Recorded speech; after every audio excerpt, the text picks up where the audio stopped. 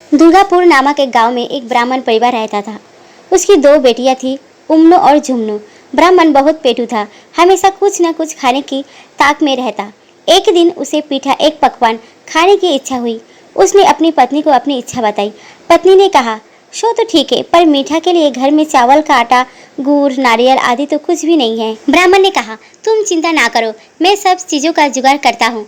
ये कहकर वो भिक्षा मांगने के लिए निकल पड़ा। दिन भर इधर उधर से भिक्षा मांगकर वो देर रात घर लौटा। आप उसकी पत्नी ने मीठा बनाना शुरू किया। एक भी पीठा इधर उधर ना हो जाए, इसलिए वो जम कर बैठ गया। उसके हाथ में रस्सी का एक बड़ा टुकड़ा था।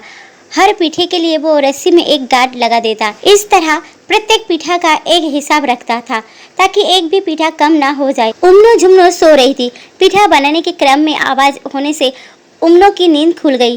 वो माँ के पास आकर बोली, मुझे भी एक पीठा दो ना माँ। ब्राह्मण की पत्नी जानती थी कि ब्राह्मण जितना पेटू है उतना ही गुस्सेल भी। उसने कहा, बेटी ये तुम्हारे लिए नहीं है। क्यों? उम्नो ने पूछा। माँ ने कहा, इनमें से अगर तुमने एक भी पीठा खाया तो तुम्हारे पिता तुम्हें जंगल में ले जाकर छोड़ देंगे। जंगल भेजेंगे तो भेजने दो, मुझे तो एक पीठा चाहिए। उम्नो ने मचलते हुए कहा। मजबूरन माँ को एक पीठा देना ही पड़ा। मीठा खाकर उम्नो सो गई। कुछ देर बाद उम्नो की भी नींद खुल गई। वो भी माँ के पास आकर पीठा मांगने लगी।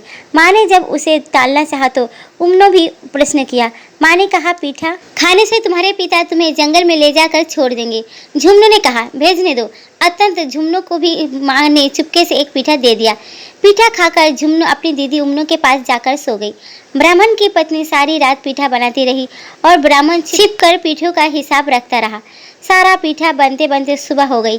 पीठा खाने के लिए ब्राह्मण इतना उतावला था कि बिना हाथ मुंह धोए, बिना नहाए, बिना पूजा पाठ किए केले का एक बड़ा पत्ता बिछाकर पत्नी से सारा पीठा लाने को कहा। ब्राह्मण की पत्नी ने सभी पीठे को बिछाकर पत्नी को सारा पीठा लाने को कहा। ब्राह्मण की पत्नी ने सभी पीठे को केले के पत्ते ऊपर रख दिया। ब्राह्मण एक पीठा खाता जाता और रस्सी की एक एक गांठ खोलता जाता। दो पीठे कम पाकर उसने चिल्ला कर पत्नी से, समझ गया तुम्हारी चालाकी, तूने दो पीठे दोनों लड़कियों को दे दिए है ना। ये दोनों लड़कियां एक दिन मेरी जान लेकर रहेगी। दूसरे दिन सुबह ब्राह्मण ने दोनों बेटियों को बुलाकर कहा, चलो तुम्हें तुम्हारे बुआ के घर लेकर चलते हैं। ये सुनकर दोनों अवाक हो रह गई। आश्चर्य से उन्होंने पूछा, हमारी कोई बुआ भी है? ये तो हमें मालूम नहीं था। हाँ भाई हाँ, तुम्हें पहले बताया नहीं था। अब चलो जल्दी करो। उम्नो झुम्नो पहले कभी भी कहीं घूमने नहीं गई थी। बुआ के घर घूमने की बात सुनकर वो झट तैयार हो गई। ब्राह्मण की पत्नी सब देखकर समझ रही थी और आशंकित भी हो रही थी, पर ब्राह्मण के क्रोध के डर से वो कुछ बोल नहीं पा रही थी।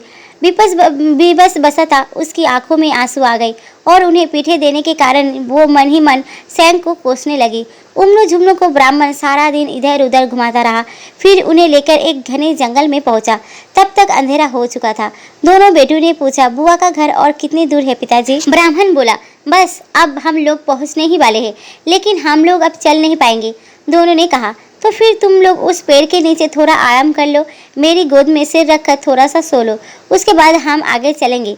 ब्राह्मण ने बोला। पिता की बात मानकर दोनों पिता की गोद में सिर रखकर सो गई। दोनों इतनी थकी थी कि सोते ही उन्हें गहरी नींद आ गई। सुनहरा अवसर देख ब्राह्मण ने उम्नो झुम्नो का सिर गोदी से उठाकर अपने सिर के नीचे दो ईंटें रख दी। उसके बाद जेब से एक आलते की शीशी निकालकर आलते को इधर उधर छिड़का दिया। उसने सोचा कि जब दोनों बेटियां उठेंगी तो आलते को खून समझकर सोचेंगी कि कोई बाघ उसके पिता को घायल कर उठा कर ले गया है। वो अपनी बेटियों को जंगल में छोड़कर घर वापस आ गया। पहले झुम्नो की नींद खुली। अपने पिता को वहां ना पाकर घबरा गई। उम्नो सोचा, निश्चय ही पीठा खाने के अपराध के कारण उसके पिता उन्हें जंगल में छोड़कर चले गए हैं। उसने उम्नो को जगाया। उसे विश्वास नहीं हुआ कि उसके पिता उन्हें इस तरह छोड़कर जा सकता है। वो चारों ओर फैले आलते के खून समझकर बोली, लगता है पिताजी को बाघ उठाकर ले गया है। उम्नो ने पूछा, फिर हमारे माथे के नीचे ईंट कहाँ से आई? हाँ ये बात तो है। उम्नो ने कहा, तुम्हें याद है ना दीदी, हम पिताजी को गोद में सिर रखकर सोए थे। यदि बाघ पिताजी को ले गया तो हमारे सिर के नीचे ईंट कौन रख कर गया? निश्चित रूप से पीठे खाने के अपराध में ही पिताजी हमें जंगल में छोड़ गए हैं। झुम्नो ने कहा। झुम्नो की बात उसे सच लगी, परंतु वे क्या करे। चारों ओर घना जंगल, जंगली जानवरों की चित्कार। अब वो क्या करेगी, कहाँ जाएगी? झुमनू ने कुछ देर तक सोचने के बाद कहा, दीदी इस समय हमें धैर्य से काम लेना होगा। चिंता करने रोने धोने से कोई लाभ नहीं होगा। पहले हमें किसी सुरक्षित आश्रय की खोज करनी चाहिए। सामने एक विशाल बरगद का पेड़ है, उसके ओट में हम रात बिता सकते हैं। उन्होंने बरगद के पेड़ के ओट में रात बिताई। सुबह होते ही वो जंगल से बाहर निकलने के लिए तेज कदमों से चलने लगी। कुछ दूर जाने के बाद उनकी दृष्टि कुछ देव कन्याओं पर पड़ी। वह कोई पूजा कर रही थी। उन्हें देख दोनों ने सोचा, दुर्गा पूजा तो 2 माह पूर्व ही हो चुका है, दिवाली का समय भी अब नहीं है, फिर ये किसकी पूजा कर रही है? तभी किसी की आवाज़ उन्हें सुनाई पड़ी, ये लोग सूर्य देव इतु के पूजा कर रही है। क्यों? इन दोनों ने पूछा। उत्तर मिला, दरिद्रता से मुक्ति पाने के लिए। उम्नो झुमनो उस और बढ़ी। वहाँ उनके खड़े होते ही पूजा का कलश उलट गया। देव कन्या वो चिल्ला उठी, कौन है ये पापी? क्या चाहती हो तुम दोनों? दोनों बोली, हम अत्यंत असहाय हैं। हमारे पिताजी कल रात हमें जंगल में छोड़कर चले गए। घूमते घूमते हम यहाँ आ पहुँचे हैं। हम पर दया कीजिए। उनकी कातर बानी सुनकर देव कन्याओं का मन पसीज गया। उन्होंने कहा, जाओ सामने की तालाब से स्नान करके आओ, फिर हमारे साथ इतु की पूजा करना। उम्नो झुमनो तालाब में स्नान करने गई। पानी में पैर रखते ही तालाब का सारा पानी सूख गया। उन लोगों ने वापस आकर देव कन्याओं को सारी बात बताई। तब तक देव कन्याओं ने दुर्वा की एक अंगूठी तैयार कर उन्हें दी और कहा, पहले इसे तालाब में फेंकना, फिर उसमें उतरना, किसी प्रकार की असुविधा नहीं होगी। उम्नो झुमनो तालाब के पास पहुंचे और दुर्वा की उस अंगूठी को उस तालाब में फेंक दिया। देखते ही देखते तालाब के पानी भर गया और वह उसमें स्नान कर लौट आई। पूजा समाप्त होने पर देव कन्याओं ने उन्हें वर मांगना सिखा दिया। देव कन्याओं के कथा अनुसार दोनों बहनों ने इतु देवता की सम्मुख अपनी मनोकामना प्रकट की। उन्हें प्रणाम करके इतु का प्रसाद और कलश लेकर घर की ओर चल पड़ी। रास्ते में एक जगह दोनों ने देखा कि एक छोटे से तालाब में ढेर सारा कर्मी साग है। उन्हें साग तोड़ने के लिए इच्छा हुई। दोनों ने जैसे ही तालाब की ओर पैर बढ़ाए, एक सोने का सिक्का उन उम्नो के पैरों में उलझ गया। झुमनों ने उसे उठाकर कपड़ों में छिपा लिया। उसके बाद दोनों घर के ओर चल पड़े। घर पहुंचने पर उनके पिता ने उस सोने के सिक्के पर देखा तो घबरा कर चिल्लाते हुए बोले, क्या है ये? इसे क्यों यहाँ पर लेकर आई हो? क्या हमारे हाथों में हथकड़ी लगवानी है? पिताजी, आप क्या कह रहे हैं? हम तो साग तोड़ने गए थे, हमें तो ये वहाँ अचानक मिल गया। तुम्हारे कहने से कुछ नहीं होता, तुरंत इसे फेंक दो। ये कहकर ब्राह्मण ने खुद ही सोने के सिक्के फेंक दिया। लेकिन आश्चर्य, वो सिक्के फिर लौट कर आ गए। ब्राह्मण अवाक हो गए। ऐसी घटना उसने पहले कभी नहीं देखी थी। उम्नो झुमनो ने जंगल में देव कन्याओं से हुई भेंट और इतु पूजा की सारी बातें अपने माता पिता को बताई। ब्राह्मण की पत्नी ने सारी बातें सुन के बाद बेटियों द्वारा लाए गए इतु पूजा के कलश को घर में स्थापित कर दिया और वो उसकी पूजा करने लगी। देखते ही देखते उसके घर का सब कुछ बदल गया। ब्राह्मण की पत्नी को चांद सा पुत्र हुआ। इतु भगवान की कृपा से उम्नो का उस देश के राजा के साथ और झुमनो का वहाँ के मंत्री के साथ विवाह हो गया। बेटियों के ससुराल जाने से पहले ब्राह्मण ने उनसे पूछा, हाँ तो बेटी, तुम दोनों की कोई इच्छा है तो बोलो। उम्नो ने कहा, बहुत दिन से मागुर मछली का सिरवा नहीं पिया, खूब इच्छा हो रही है। झुमनो ने कहा, आज अग्रहण माह का रविवार है, मैं इतु पूजा करना चाहती हूँ, इसके लिए जरूरत का सारा सामान ला दीजिए। ब्राह्मण ने सारा सामान ला कर दिया। अपना अपना काम निपटा कर दोनों हाथी पर चढ़कर अपने अपने पति के घर रवाना हुई। उम्नो जिस रास्ते से गुजर रही थी उसके चारों ओर महामारी फैल गई थी। लोगों के घर द्वार आग में जलकर गिरने लगे। चोरी डकैती खून राजनी चारों ओर होने लगी। दूसरी ओर जिस रास्ते से झुमनो जा रही थी उसके चारों ओर से खुशी की आवाज आ रही थी। पेड़ पौधे फूलों से लदे थे। खेतों में सोने की फसल लहला रही थी। उम्नो राजा के साथ राजमहल में आई। राजा की माँ द्वार पर ही सोने की चौकी, सोने की डालियां लेकर खड़ी थी। उम्नो ने जैसे ही सोने की चौकी पर पैर रखा, वो लोहे में बदल गई। उम्नो के सिर पर सोने की डालियां छुआते ही डालियां भी लोहे में बदल गई। बरबराती हुई बोली, ऐसी कुलक्षणा बहू मैंने कभी नहीं देखी। उधर झुमनो के साथ अलग प्रकार की घटनाएं घटी। मंत्री राजा के तरह संपूर्ण नहीं थे। बहू का स्वागत करने के लिए मंत्री की माँ के पास सोने की चौकी नहीं थी, ना तो सोने की डालियां। मंत्री की माँ साधारण सामान लेकर ही खड़ी थी, लेकिन चमत्कार हो गया। झुमनो ने जैसे ही चौकी पर पैर रखा, चौकी सोने की हो गई। डालियां भी सिर से छुआते ही सोने की हो गई। ऐसी सुलक्षणा बहू पाकर सास की खुशी का ठिकाना नहीं रहा। इतना ही नहीं, उम्नो को रानी बनाकर लाने के बाद से ही राजा के मानो बुरे दिन आ गए थे। कभी हाथी खाने में हाथी मरने लगे, कभी घोड़े खाने में घोड़े। मंत्री बोला, ये तो मैं भी नहीं समझ पा रहा हूँ। राजा ने कहा, चाहे जो हो, कुलक्षणा बहू मुझे नहीं चाहिए, कल ही उसके गर्दन कटवा देना। मंत्री धर्म संकट में पड़ गया, लेकिन राजा का आदेश वो टाल नहीं सकता था।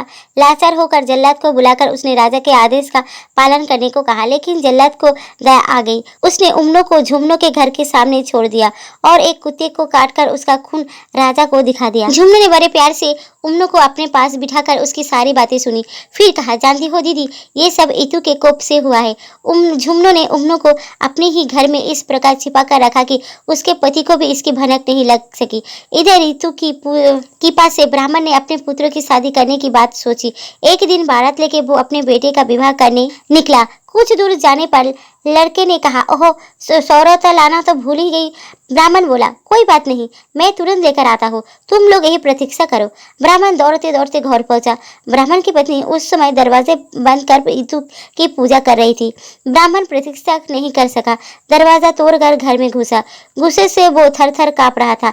लाठी के प्रहार से उसने ईतू के कलश को चकनाचूर कर दिया। उसके बाद सौरता लेकर तेजी से उस ओर चल पड़ा जहां उसका बेटा और बाराती इंतजार कर रहे थे, लेकिन वहां कोई नहीं था, ना बाराती, ना गाजा, ना बाजा, केवल उसका बेटा खड़ा खड़ा रो रहा था। बहुत दुखी होकर ब्राह्मण घर लौट आया, परंतु ये क्या, विशाल घर के स्थान पर पहले जैसा फूस का घर। ब्राह्मण हतप्रभ रह गया। उसकी पत्नी रोती हुई बोली, ईतू ने जो दिया था सब ले लिया। ब्राह्मण शांत भाव से बोला, जो होना था वो हो गया, सब भूलकर तुम फिर से ईतू की पूजा करो। ब्राह्मण की पत्नी दुखी होकर बोली, कैसे करूंगी पूजा, कुछ भी तो घर में नहीं है। ब्राह्मण बोला, चिंता मत करो, मैं सारी व्यवस्था करता हूँ। ब्राह्मण सहायता पाने की आशा से झुमने के घर गया। बेटी के ठाट बाट देख कर वो दंग रह गया। उसने देखा दासियों सोने के घड़े में जल डालकर झुमनू को नहला रही है। ब्राह्मण ने दासियों को अपना परिचय दिया, लेकिन उन्हें उसकी बात पर विश्वास नहीं हुआ। तब ब्राह्मण ने घास की एक अंगूठी बनाकर पास रखे एक घड़े में फेंक दी। जब दासियों झुमनू के सिर पर जल डाल रही थी, तब एक घोड़े से वही घास की अंगूठी गिर पड़ी। झुमनू ने पूछा, ये क्या है, किसने इसमें डाला है? एक दासी बोली, एक आदमी ने, वो बता रहे हैं कि वो आपके पिता है। झुमनू ने आदेश दिया, उन्हें जल्दी यहाँ ले आओ। दासियों शीघ्र ब्राह्मण को अंदर ले गई। झुमनू ने अपने पिता का आदर सत्कार किया, फिर बहुत सारा रुपए पैसा सामान देकर ससम्मान उन्हें विदा किया। लेकिन रास्ते में ही डाकुओं ने उसका सब कुछ लूट लिया। बेचारा ब्राह्मण खाली हाथ घर लौट आए। पति को खाली हाथ लौटा देख उसकी पत्नी ने पूछा, क्या बेटी ने कुछ भी नहीं दिया? ब्राह्मण बोला, दिया तो था, लेकिन डाकुओं ने सब कुछ लूट लिया। अब क्या होगा, इस बार तुम जाओ। ब्राह्मण बोला। ब्राह्मण की पत्नी झुमनू के घर गई। वहां उसका बहुत आदर सत्कार हुआ।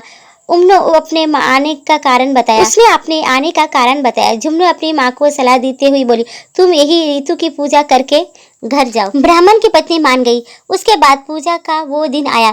झुमनू ने अपनी दीदी उम्नो को उपवास रखने एवं ऋतु की पूजा करने को कहा। पूजा के अंत में रविवार के दिन झुमनू ने माँ एवं दीदी को ऋतु पूजा करके इच्छित वर मांगने को कहा। ब्राह्मण की पत्नी ने मांगा, मेरा सभी कुछ पहले जैसा लौट आए। उम्नो ने मांगा, मेरा घर जैसा था फिर से वैसा हो जाए, मुझ पर पति की कृपा हो। देखते ही देखते उम्नो और ब्राह्मणी की पत्नी इच्छाएं पूर्ण हो गई। उनके जीवन में किसी भी चीज का अभाव ना रहा। अभी बोलो ईतू की जय। तो दोस्तों, मेरी ये छोटी सी कहानी अगर आप सबको पसंद आती तो प्लीज़ लाइक कमेंट करें और मेरे चैनल को सब्सक्राइब करना ना भूलें। देखने के लिए दिल से धन्यवाद।